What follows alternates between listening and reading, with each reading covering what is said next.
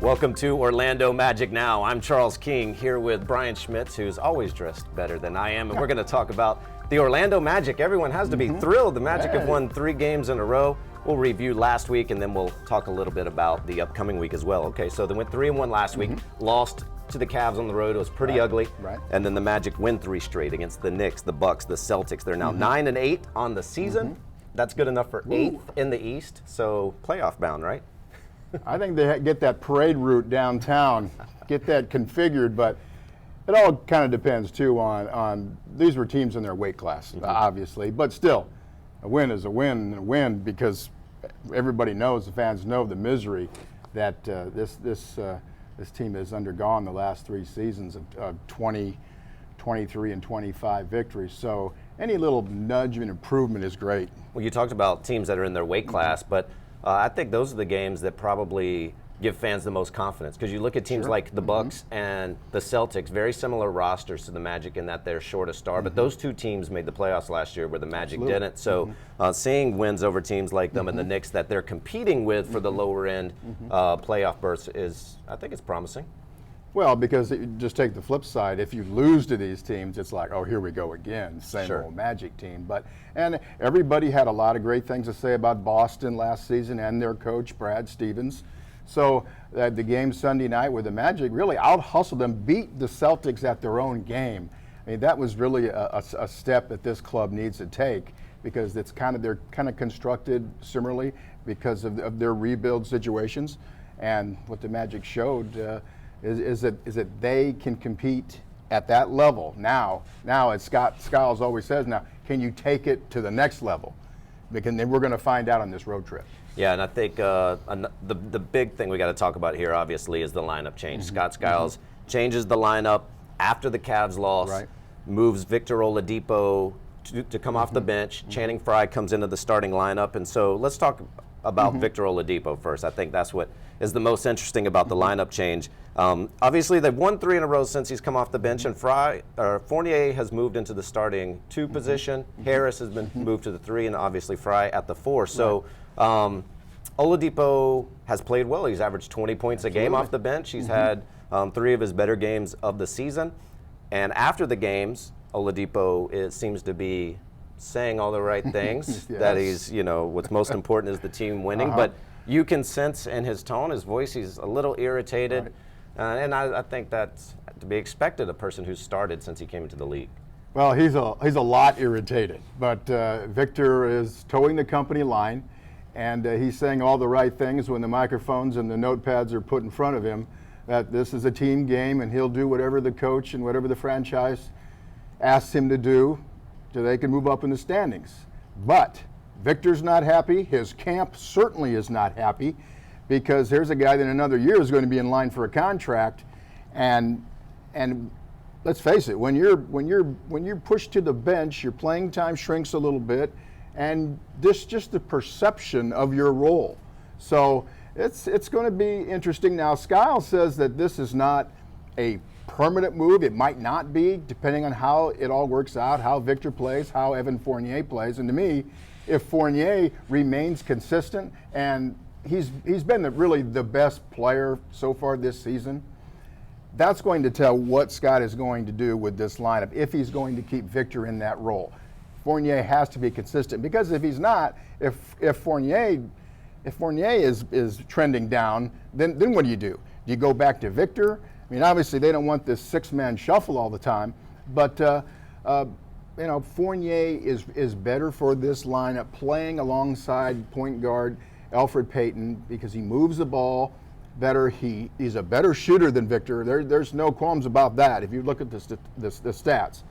And Fournier's done a nice job. So it's all going to depend on how Fournier plays, because Victor, as you said, whether he likes it or not, he's playing well in this 6-man role. Yeah, and Channing Frye is the other that moves into the starting lineup, switches place with Victor at the 4, and obviously his strength is shooting the 3 and spacing the floor, and that's what the Magic brought him in for. And in the a little over a season he's been with the Magic, I think people feel like he has not lived up to expectations, but I don't know that the role has always been just right for him. Last year, and when paired with Vucevic, it was a disaster on defense, the two of them, but Frye still provides the space, but has been better on defense this year. Well, Channing hasn't better. I think he came into camp in better shape because as Skiles said the other day, he told Channing that this is the way it's going to be. You're going to have to play better defense. We still value you because Frye, when he was with Phoenix, was one of the better three-point shooters in the league. He's a great pick and pop guy. He's 6'11". I mean, he doesn't play like a big guy all the time because he's not a great rebounder or shot blocker, obviously, but that is the one weapon that he has is that three-point shot, and he shot pretty well last season. No, it was not great. I mean, the whole thing was a mess, really, under Jock Vaughn last year. At times that he was messing with the lineup. Channing was in, Channing was out. Rookie point guard. Despite the losses and the scattered playing time, he still shot right at 40%. Absolutely. So the numbers are still there, and if you can, and he's played better defense, and he even blocked a shot the other night. So Skiles has got to Frye like he's got to everybody else. And one thing the Oladipo move did is it kind of sent a shockwave through this whole team that nothing's guaranteed. Just because you started last year, just because you've been starting for your career, it means nothing. Skiles is going to play the guys who are playing well and who are of the hot hand. Yeah, on the flip side of that, even if you've only played 7 total minutes in the first 11 games, you might be catapulted into an important role like Andrew Nicholson has been. And now he's averaged 24 minutes in the last 4 games last week, 10 points and 6 rebounds. He's shooting 43% from 3. Nicholson completely buried on the bench and now playing a pretty important role off of the bench. So you have these numbers here. Boy, I had to look at them myself. Shooting 43%. And Andrew Nicholson, in the last year, he was 1 foot out of the NBA.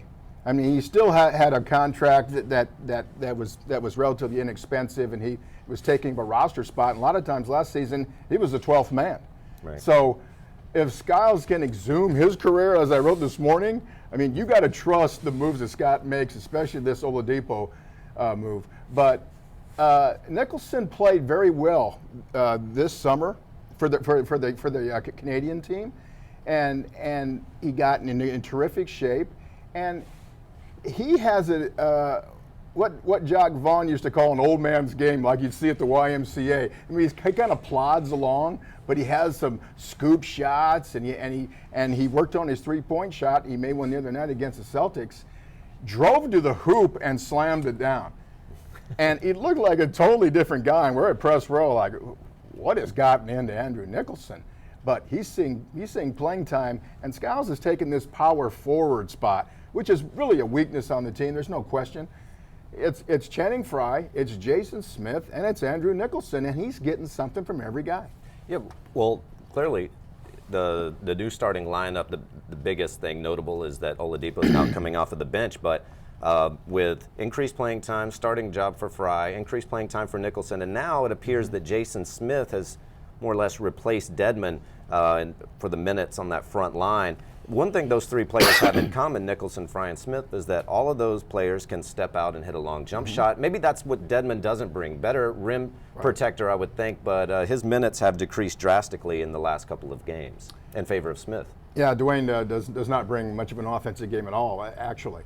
He's a rebounder, really their best shot blocker, rim protector. And he's kind of getting lost in the shuffle. And Jason Smith is more physical than I think most fans probably expected. A little chippy. Yeah. I mean, he gave you one of these, and the other night he just threw Kristaps Porzingis down on the floor and has that innocent look like what, me? But yeah, I mean, and it's great that a guy will give you that kind of edge, because I really believe that's what the Magic have been missing for the last couple seasons. That guy, that enforcer. Although look at Jason. I mean, he's no enforcer. Come on, he's not a hockey goon. But I mean, he's been playing pretty well the other night against the Bucks. 4 for 4 from the field, can hit a long-range jump shot, stretch it out to the three-point line occasionally as well. So Dedmon has lost a lot of time, but the player that seems to have taken the biggest hit with the new lineup change in terms of minutes is the rookie Mario Hezonia. In fact, he's only played 6 total minutes in the last 3 wins, and all of those minutes were in garbage time, where he had been getting, between 10 and 20 minutes a game prior to that. Hezonia and his agent and camp aren't happy with what happened here, and this all stems from the Oladipo move. It was a chain reaction because Fournier takes over the shooting guard spot. Okay, Tobias Harris goes to small forward. Channing Frye's a power forward. So Hezonia, who's really not a small forward, even though he's 6'8", he's very light and not strong as he will be in a few years. So he's really fits more in that shooting guard role. But now he's behind Fournier and Victor Oladipo. So where's he going to get his minutes? Where's he going to get his playing time? Obviously, guys are going to get hurt, so he'll end up playing at some point. But it's been very tough for the rookie. Then that's the trade-off, I think, where the positives are the Magic, the record looks better than it has in recent years. Oh, yes. The downside is a young, talented player like Hezonia, when the emphasis is on winning, is not getting the time that you might have seen him get if he had come along with the team over the last couple of years. So long-term for the Magic, it's concerning if you're a fan to see Hezonia, obviously very talented player, that's not getting the minutes. Well, it's just a lot of timing. And don't think the Magic, they look at last year's draft and they missed Kristaps Porzingis by 1 draft slot. And the Knicks drafting at 4 picked him up right ahead of the Magic. And you can see that the Zinger has really played well. And he would be the perfect rim protector that the Magic have needed for the last couple of years, obviously since Dwight left town. And when he was here the other night against the Knicks, didn't have a great game, but he still blocked 6 shots. Let's talk about some of the other players who are impacted by the way things have changed. Elfrid Payton remains in the starting lineup, and he's really struggled this year shooting the ball. Up and down year, though, occasionally turns in a pretty impressive stat line. The first 2 games when Oladipo went to the bench, he had 12 points, 11 assists against the Knicks, 22 and 10 against the Bucks. Not a great shooting night against the Celtics, 2 for 12. His numbers have been up and down all year. Yeah, and I don't think we expected Elfrid to become a 50% shooter overnight. He worked this summer with shooting coach David Love, who really deserves a pat on the head for working with a lot of these guys. But you can tell that Elfrid, his shot is better. He has more confidence when he shoots it, especially at the free throw line. Obviously, there's nobody guarding you there, but last year, he really struggled at the line. So, even the best players are going to have horrific shooting nights. And when Oladipo, the first 2 games, they brought Victor off the bench. Payton was 16 of 24 in those 2 games. So I think it's, will he ever be a great shooter? Probably not, but I think you can see some improvement, and we'll see as the year ticks down, will teams continue to back off him? Because really that was a strategy last season, playing 4-on-5, and they wouldn't even guard Victor because they didn't fear his outside shot. So if he starts making some jumpers, it'll change everything. Well, I think it makes a bigger argument for why Channing Frye is so important in today's NBA. Sure. You need as many shooters on the court as you can get. When the point guard is not hitting jump shots, having a 4-man that can do so is valuable. C.J. Watson ready to return? Yeah, I don't know. There was talk that maybe toward the end of this upcoming road trip we could. Those calf injuries are really tough to shake, and this has been the problem. Some days he feels good and he tries to do something, and there's still a strain there. So, but that's a guy that they missed, because he was the guy that's been counted on when Elfrid does have those wayward shooting nights. That Watson would come off the bench because he's an excellent 3-point shooter. So the Magic climbed to the 8th spot in the East with a 3-game winning streak, now 9-8 on the year. Let's talk about some other teams around the league. It's a very interesting year across the NBA. Some surprises. And some things that aren't as surprising. The 76ers are bad. Not a surprise. Not a surprise. 0-18, tied for the worst start ever in the NBA. 28 consecutive losses dating back to last year, and that's the longest losing streak ever for any of the 4 major professional American sports. That's a tough tag to have. Wow. You don't see it ending anytime soon. No. Although, I think tomorrow night they play the Lakers, and who would have ever thought we'd be saying that We'll might be the game that they could win, unless Kobe Bryant turns back the clock again. But, yeah, that Philadelphia thing, that tankathon, there's no end in sight. And Sam Hinkie was the GM that convinced ownership to go this path. And, wow, it has been rocky. And especially when Joel Embiid, one of their number one picks, he's had a foot surgery, and there's no timetable on his return, and there's just no end in sight. And if Magic fans thought they had it rough the last 3 seasons, you could be in Philadelphia. And really, it's a D-League roster surrounding Nerlens Noel and Jahlil Okafor. And now Okafor's causing headlines off the court, getting into a street fight. Can you blame the guy? Probably wanting to fight people too if I was on the but imagine somebody said, hey, the Sixers stink. I mean, he could hear that all the time. He better cool it. He better not be punching anybody out. That's a good point. Lakers 2-14, not a whole lot better. And you feel like the Lakers are not done competing for Ben Simmons. They're very much in the mix for the number one pick here. Now, and it could be a game changer for either team. This is the Ben Simmons Bowl. Philadelphia, the Lakers.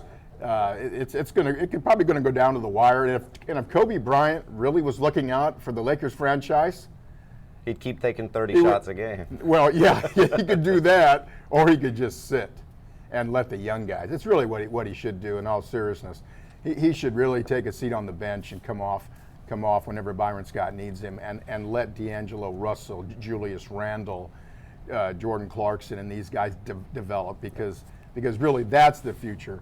The future's not watching Kobe hoist up jump shots and going 2 for 15, 4 for 20, and I don't know why he would want to do it anyway. But I think he really did make the right decision to announce his retirement now. Development of those players could be beneficial to the Lakers' future, but continuing to lose games and get Ben Simmons could probably be even more important. Are you surprised by the Pacers? Second in the East behind the Cavs. Paul George is like an MVP candidate. Yeah, they lost Roy Hibbert. David West, a great veteran. And I think some people thought, can Paul George come back from that broken leg? He only played a few games last season, and he has. He is Paul George, the star that we've all seen for the last 4 or 5 seasons, and he's putting up great numbers. And they have kind of a workman-like team, a Larry Bird type team. Monta Ellis, they have a proven professional scorer in Ellis. And the other guys are pretty good role players, George Hill, and they play hard and they play the right way. And they're 10-5, and I think that's one of the biggest surprises in the league this season. The Pistons started off strong, and everyone was crediting Stan Van Gundy for turning this team around and getting them into the playoff picture. But they've lost 7 of 10. It doesn't look so pretty anymore. Well, with a team like that, and like the Magic and a few other teams that are kind of rebuilding, and the Pistons were rebuilding. I mean, you saw what Stan did when he got there. I mean, they basically paid Josh Smith to go away. They made some huge personnel decisions. So a lot of it's predicated on who you're playing. I mean, if they're out in the West Coast against some of the Western Conference powers, your record's going to sink. But they're not there yet. I'm not sure. I'm not really sold yet on Reggie Jackson as a point guard. Andrew Drummond is a heck of a talent. Their center. So I think it's still going to take some time. They gave Reggie Jackson $80 million, and boy, I see there's where your GM and the coach, you have to wonder. But as Stan tried to explain it, $80 million sounds like a lot of money until next season, when a lot of guys are going to get 80 and 100 million. So I think the Pistons are still a work in progress. The East as a whole has been a little strange. The Bucks, who were in the playoffs last year, have dropped near the bottom of the standings, and then you have the Wizards, who probably most people would believe that the Wizards would be a home court advantage team in the playoffs, and the Wizards are now 6-8, lost 7 of their last 10. At least they played the Magic twice. That's helped them out. Two victories there. Yeah, they have the Magic's number. There's no question about that. John Wall has not had a terrific year. He's been off his game. Bradley Beal was hurt for a while. Now that's a really nice backcourt. That with Wall and Beal, the former Florida kid, they're going to do a lot of great things. But I think they have not playing the defense that they played last season. So, I think they're a playoff team. But any thought of them, being a third or fourth seed, I don't see it right now unless they make a comeback here. Currently 12th in the East. Let's talk about something fun. The Warriors. Golden State, 18-0. Wow. And have hit adversity maybe for the first time. Harrison Barnes goes down with an ankle injury. But they have reached NBA record to start the season. Now the Warriors go on a road trip, a 7-game road trip, and who knows how long Barnes will be out. So the first real test for Golden State now. Yeah, but it's not like you're losing Steph Curry or Klay Thompson. I mean, if you lose Steph Curry, who right now is defending his MVP to the hilt and then some, then you're worried. They're 18-0. And this team is just tight. I mean, they so know fun to watch. They're fun to watch. They're the most entertaining team in the league. Steph Curry alone is must-see TV. Yeah, if you haven't seen Steph Curry, stay up late one night because he's usually on the coast and watch this guy. He's the best pure shooter in the league. He might be the best pure shooter that's ever been in the NBA. And everything is clicking. And the other thing is, Charles, you could probably coach the Warriors because Steve Kerr has yet to coach the Warriors in this regular season because he's had complications of back surgery. Luke Walton, son of Bill Walton, has been coaching the team, and he's pushed all the right buttons. But I really think they're going to lose a game at some point, but 72-10, the old Bulls record from 1995, 1996, that could very well be in jeopardy. It's hard to imagine, though. It is. And but I don't even think it's even at 18-0, it's hard to even talk about that record until the All-Star break. Well, it is, but remember this. The Warriors won 67 games last season. So they were only 5 off, and they weren't really thinking about going for that record. They didn't do anything special like not resting guys or playing certain lineups or telling guys, hey, I know you had that little ankle sprain, but come on and play. And they say they're not going to do that this season. At least Luke Walton says that now, that they're not going to do anything extraordinary or out of the norm to chase this thing. So that might be the difference because Jordan made people play. Yeah. You didn't want to sit out with Michael. But could they win 70 games? I think they have a shot at it. Yeah, it's certainly possible. All right, let's talk about the Magic's games this week. The Magic go on a 5-game road trip. 3 of the games will be this week, and they'll begin with a game on Tuesday at the Minnesota Timberwolves, travel to play Utah on Thursday, and then over the weekend, Saturday, at the Los Angeles Clippers. And let's start with the Timberwolves, a team that the Magic saw recently, just a couple of weeks ago. Magic started slow, came back to win that game in overtime. This isn't the same Timberwolves team that you've seen over the last couple of years, knocking on the door for a playoff berth in the Western Conference, hovering around 500, and some great talents we saw in Karl Anthony Towns and Andrew Wiggins and Zach LaVine. Some of these other young players are coming along pretty quick. This is the team that the Magic wanted to be.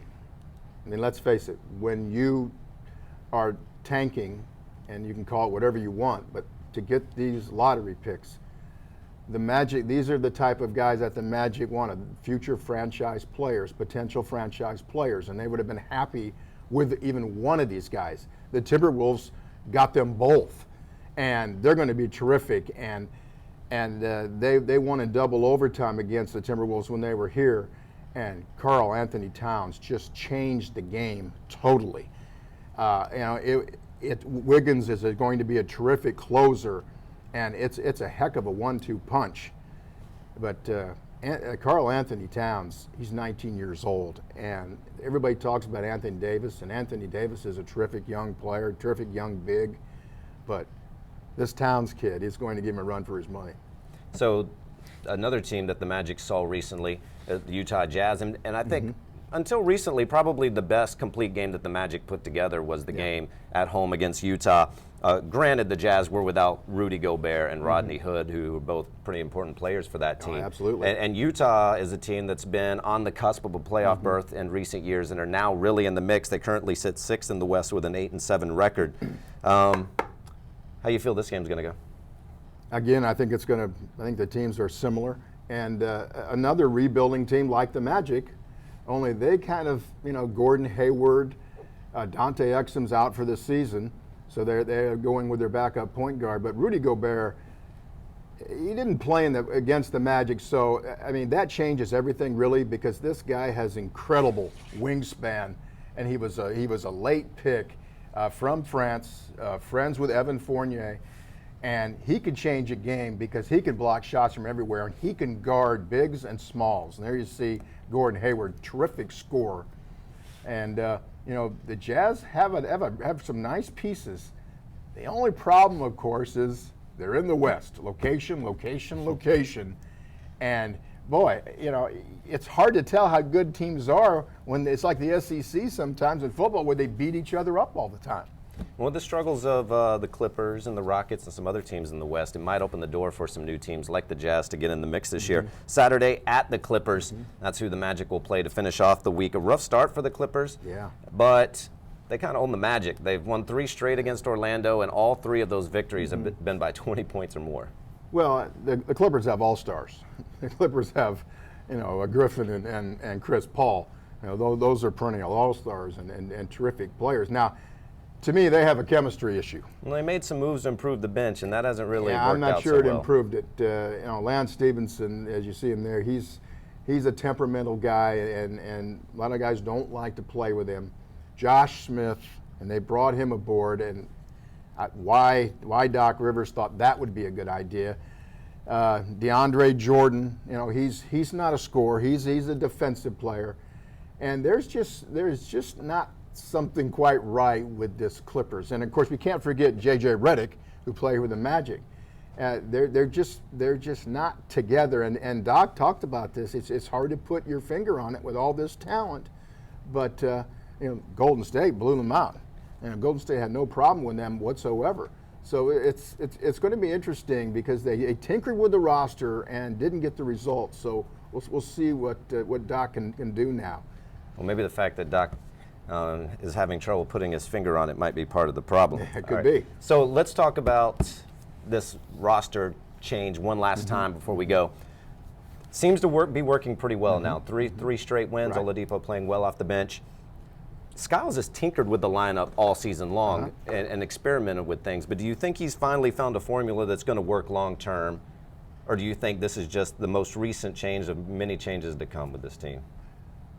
Well, I think he's getting a handle on it, and you have to remember he's a first-year coach, so he hasn't seen these guys other than training camp, and really got his first great look at them. But I think it's just a progression of how he views guys' games, and most of these guys are young players trying to get a handle on their games. I mean, look at Victor Oladipo.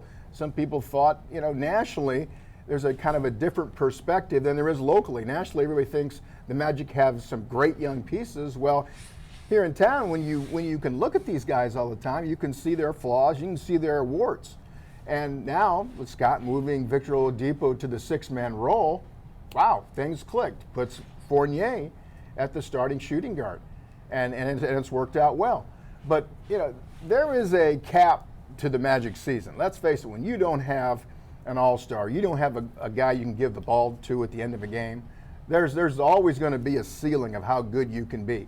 Can they be a 38-40 win team? Maybe. Boston was last season with kind of the same roster, kind of overachieving guys. They didn't have a star either. So I think that's kind of where we're looking. Skiles has gotten really the most out of this team that a coach can.